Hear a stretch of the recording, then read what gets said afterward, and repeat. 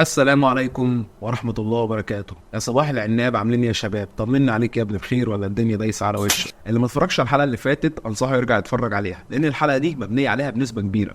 فلو ما شفتهاش شوفها وتعالى كمل هنا، لينك الحلقة اللي فاتت من علامة الاي اللي فوق. مش هطول عليكم، انا محمد جادو ودي قناة جادو جرافيك.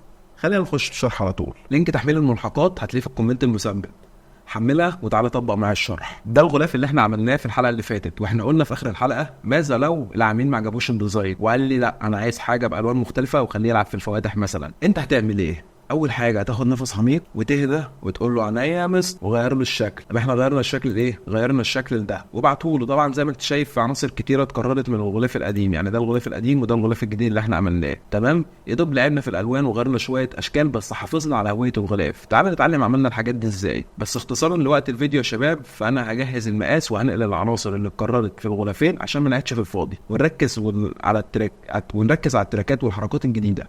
يا بيه طلع لسانك واخبطه كده جايز في حاجه. يعني حاجه زي تغيير الالوان في الشيب والاضاءه والروقان اللي حصل. يعني مثلا تعال نشوف الشيب دوت كده، بص كده قبل وكده بعد. احنا عايزين نتعلم عملنا الحاجات دي ازاي ودخلنا كل العناصر دي في بعضها بالشكل الجميل ده. اما الحاجات اللي اتكررت باختلاف الالوان فانا هاخدها زي ما هي وهنشرح بقيه الحاجات المهمه. وعشان كده بقول لك مهم جدا تتفرج على الحلقه اللي فاتت عشان دي مبنيه عليها، وتابع للاخر عشان في حاجه مهمه جدا في اخر الفيديو.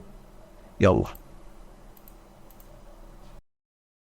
طيب زي ما انتم شايفين كده يا شباب، احنا دلوقتي جهزنا الملف بتاعنا، جهزنا المقاس والعناصر اللي اتكررت في الغلافين نقلناها زي ما هي باختلاف الالوان. الالوان اللي انا استخدمتها المره دي في الديزاين هم اللونين دولت، وده الكود بتاع اللون الاولاني وده الكود بتاع اللون التاني. هنيجي هنا في ملف الملحقات يا شباب وهناخد اول صوره معانا ونبتدي ننقلها للديزاين الجديد بتاعنا. هنصغرها بالشكل اللي انتم شايفينه ده وهنحاول نسنترها هنا. طب كده كويس قوي. هنيجي تحتيهم، تحت اللاير بتاعتنا دي، ونعمل سوليد كولر باللون اللي هو ده. يعني بس كده قبل كده بعد. تمام، حلو الكلام. هنكتب برضو كلمة فيلوسوفي ونختار فونت كالسيو بالشكل ده. دلوقتي بعد ما كتبنا الكلمة يا شباب هنيجي هنا ونعمل convert to shape بالشكل ده، ونيجي من هنا edit direct selection ونحدد الجزء اللي تحت ده وندوس شيفت ونسحب بالشكل اللي انتوا شايفينه ده. دبل كليك عليها وهنغير اللون للون ده.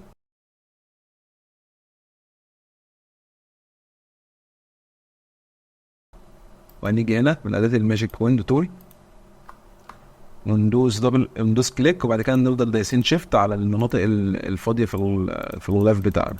تمام كده حلو. بعد كده هنيجي عند اداه الماسك وندوس كنترول اي عشان نعكس الماسك، ندوس دبل كليك عليه ونكتب فيو بروبرتيز يعجلك دي. تمام، قلل دي شويه كده كده. تمام، وتعالى هنا اللي هي الاستيكه دي اللي بتمسح، خلي بالك تبقى على الاسود، على اللون الاسود. بعد ما عالجنا الشكل بتاعنا هنرجع دي 100%. بعدين نيجي هنا ونعمل كونفرت سمارت اوبجكت بالشكل ده ونصغر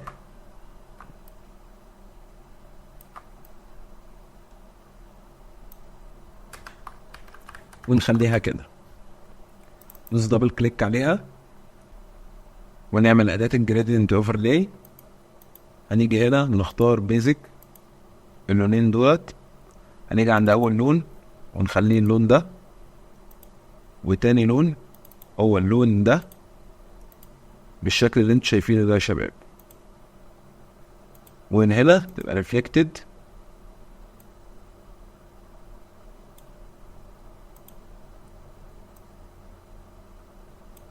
وبعد كده ننيها كلر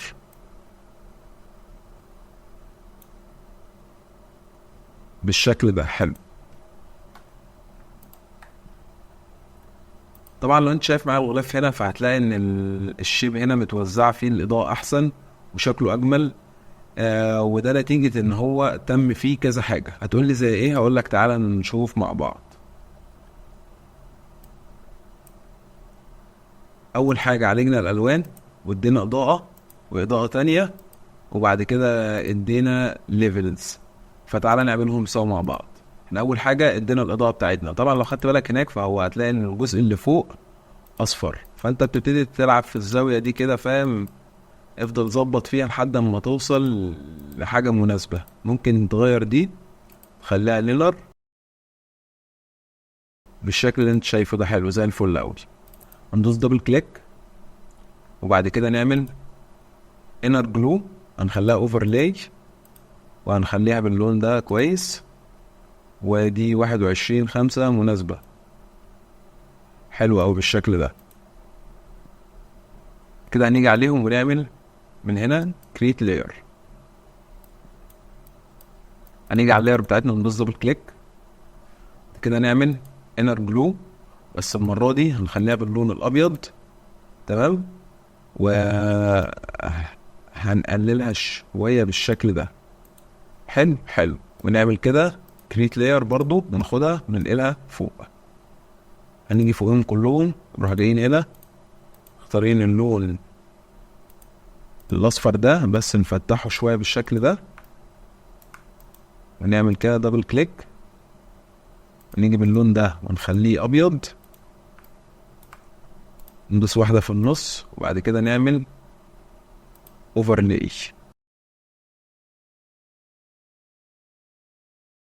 بالشكل اللي انتوا شايفينه ده يا شباب. وهنيجي هنا فوقيهم ونعمل ليفلز، ندوس الت واحنا على اللاير فننزلها تحت عشان نعمل ماسك، ونروح مقللين دي كده شوية بالشكل اللي انتوا شايفينه ده يا شباب. طيب شايف كده كويسين صح؟ لا مش صح. ليه؟ لان انا مش عايز الاضاءة في الاماكن كلها، فهاجي على دي واعمل لها ماسك واروح محدد كده انا عايزها في الجزء اللي فوق، واجي على دي واعمل لها ماسك وحدد كده انا عايزها على الجزء اللي فوق بس، عايز الجزء اللي تحت ده يبقى ايه؟ باين عندي. يعني بص كده، بص كده قبل، بص الشكل عامل ازاي، وكده بعد. فكده طبعا بالنسبه لي انا اجمل، فاهم؟ هنيجي على شكل الورق اللي احنا حملناه ده يا شباب، نحطه عندنا ونخليه بمقاس الغلاف كله. بعدين نيجي هنا ونخليه مالتيبلاي. الغي بس الاتنين اللي تحت اللي هم دولت.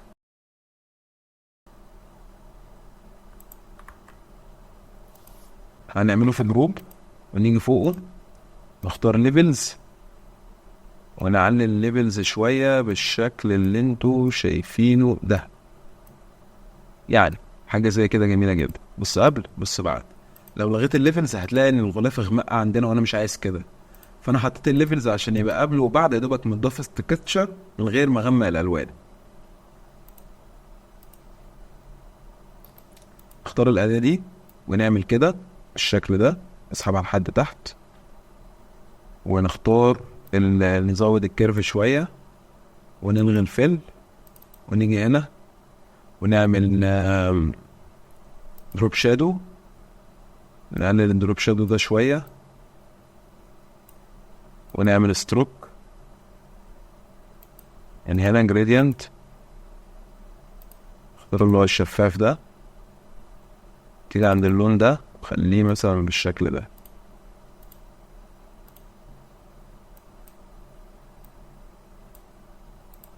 خليها ريفلكتد برضو. واللاير دي بتاعتنا يا شباب هنعملها في جروب، خلي بالك قوي. يعني شايف الشيب اللي احنا عملناه ده هنخليه في جروب، ونيجي على جروب ونعمل له ماسك ونعمله بالشكل اللي انتوا شايفينه ده. بس يعني حرفيا انا ما خدتش وقت في الغلاف ويعتبر تعديلات بسيطه بس غيرت الشكل. يعني انت مثلا لما تيجي تبص على الشكل الاولاني وتيجي تبص على الشكل التاني اللي احنا عاملينه ده، فهتلاقي لا ان في فرق. يعني في فرق طبعا. بقى الاشكال اللي هي ديت انا كنت طبعا محملها، وهتلاقي عندك في الملف بتاخدها وتظبط الحجم بتاعها وكده وتحطها عندك، تمام؟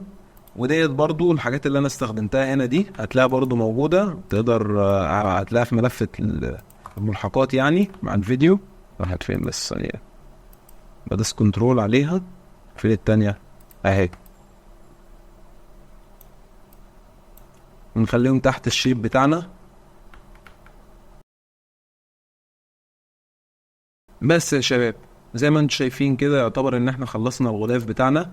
احنا ما عملناش كتير، هو يعتبر بس عدلنا على الغلاف القديم وظبطنا عليه شويه تظبيطات، فطلعنا لنا بالغلاف الجديد اللي انتم شايفينه ده.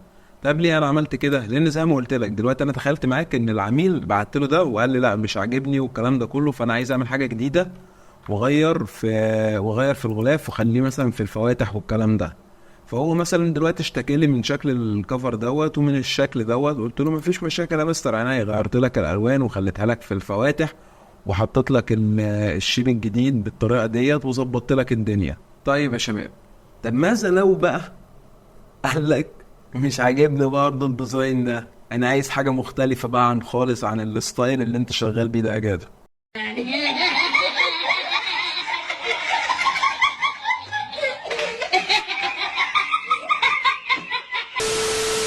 ساعتها هتعمل ايه؟ ساعتها مش هتعامل معاه تاني بصراحه يعني. بس خلينا نتخيل برضو ان وصل بيك الامر لدرجه ان انت تعمل غلاف مثلا مره واثنين وثلاثه. انا كل ده ليه برضو؟ لان المصمم بيبقى فاكر ان هو لما بيطلع الحاجه بشكل كويس وعجباه والكلام ده كله ان هي برضو شرط تعجب العميل. لا، انا من رايي التصميم الناجح هو التصميم اللي يعجب العميل ويعجب الذوق العام، فاهم؟ انما لو عجب الناس كلها وما عجبش العميل يبقى انت عملت ايه؟ ما عملتش حاجه، فاهم؟ خسرت شغلك. فاحنا دلوقتي تخيلنا ان احنا عملنا الشكل اللي قدامكم ده وبعدين عملنا الشكل ده وقال لنا برضه مش عاجبني، نعمل ايه؟ نعمل الشكل ده بقى. الشكل دوت ديزاين هنا مختلف تماما وده اللي هنشرحه طبعا في الفيديو الجاي. فعشان كده عايزك تعمل سبسكرايب وتعمل لايك للفيديوهات وتتابع القناة، وصدقني اقسم بالله انا بتعب جدا جدا جدا عشان الاقي وقت اصور وعشان اقدر اقدم المحتوى ده واقدم الكواليتي اللي انتوا شايفينها في الاغلفة وفي الشغل اللي انا بطلعه. والله يا جدعان ما حد على اليوتيوب كله بيقدم المستوى ده من التصميمات. انت بص على التصميمات اللي بتطلع واحكم بنفسك، فاهمني؟ وانا ببقى عايز اقدم لك كل اللي عندي اقدر اقدمه لك، بس في المقابل ما ماليش دعم. الفيديوهات حرفيا يا اخي مفيش لايك، مفيش كومنت، مفيش كلمه حلوه، فاهم؟ ده الكلمه الحلوه صدق يا اخي حتى. صح انت نموذج حقير، صح. انا فعلا حقير فعلا انت مش انسان. ومش كده وبس، انا عايز اقول لك ان انا دلوقتي بحضر لفيديو بعديهم تاني، والفيديو دوت هيكون فيه الغلاف اللي قدامكم ده. اقسم بالله غلاف خيال خيال يا جدعان، ومتعوب فيه قوي ومتعوب في الديتيلز بتاعته والتفاصيل اللي فيه وعاملين حاجه بجد يعني تقيله جدا جدا جدا جدا، فاهمني؟ فانا عايز من الشباب دعم يعني دعم، بس كلمه حلوه يا اخي، فاهم؟ يعني بص كده ومروقين الدنيا بقى وايه، بص قبل وبعد وحركات وتركات، فاهم؟ روقان بجد. الغلاف بص يعني بنظبط كل حاجه فيه بالشكل اللي انتوا شايفينه دوت، حاجه تحفه. فانا عايز اقدم لك ده وعايز اقدم لك دوت، وقدمت لك الحمد لله، قدرنا نصور ده ونصور ده. فانا عايز من الشباب شويه دعم عشان اقسم بالله يبقى ليا نفس اقدم الفيديوهات. انا اللي خلاني اصور الفيديو دوت وارفعه على اليوتيوب ان انا مصوره 6 الصبح كده 7 الصبح بعد ما صليت الفجر والدنيا ايه رايقه. انما في العادي انا فعلا ماليش نفس فعلا. السلسله كبيره جدا جدا يا شباب، وكل اللي عندي فيها انا بقدمه يعني والله العظيم مجانا، غيري بيقدم عك، انا اسف في الكلمه عك، ومسميه تصميم، وبلاقي الناس عنده بتدعمه وبتقول له كلمه كويسه. فانا برضو عايز دعم يا جدعان، دعم والله. انا بقول لك اديني، ما تدينيش فلوس يا عم، انا بقول لك اديني لايك سبسكرايب في القناه وتابع المحتوى وكلمه حلوه وشكرا الله سعيكم. انت لو استفدت 1% ده هيبسطني جدا، فاهم؟ فاتمنى ان انت تتابع، ومعلش لو طولت عليك في النهايه، والتوفيق لكم ان شاء الله. والسلام عليكم ورحمه الله وبركاته. قل لا أملك لنفسي ضرا ولا نفعا إلا ما شاء الله. قل لا أملك لنفسي ضرا ولا نفعا إلا ما شاء